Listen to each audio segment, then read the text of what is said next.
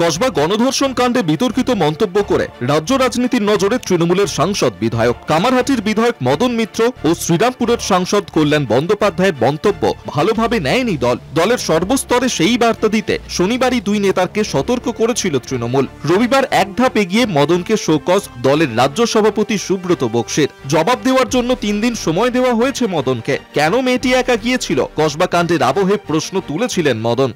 वो लड़की अगर नहीं जाता तो ये घटना नहीं घटते थे। अगर जाने का टाइम लड़की किसी को बता के जाते थे, 2 सहेलियां लेके जाते थे, ये नहीं घटते।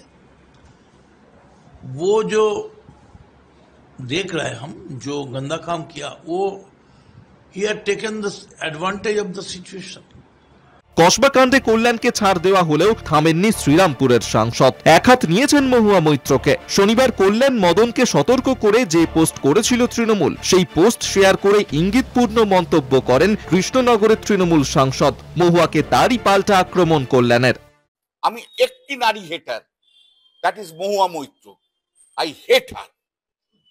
এরা কবে রাজনীতি এসছে? এর শুরু কি? এ তো রাহুল গান্ধীর বান্ধবী বলে তো কৃষ্ণনগরে কংগ্রেসের পলিটিক্স করতো। ও বলেছে তো আমি নারী বিদ্বেষী, তাই তো টুইটটা মহুয়া মৈত্র। আমার প্রথম প্রশ্ন হচ্ছে, উনি 1.5 মাসের হনিমুন করে কি এসে ফিরেছেন ভারতবর্ষে? আর ভারতবর্ষে ফিরে এসেই কি পিছনে লাগা আরম্ভ করে দিয়েছেন? তৃণমূলে মহুয়ার সঙ্গে কল্যাণের অম্লমধুর সম্পর্ক কারো অজানা নয়। একাধিকবার তা প্রকাশ্যে এসেছে। কসবা কাণ্ডের আবহে তারই রিপিট টেলিকাস্ট কল্যাণ মহুয়া দ্বন্দ্ব। মত রাজনীতির কারবারিদের। কলকাতা টিভি।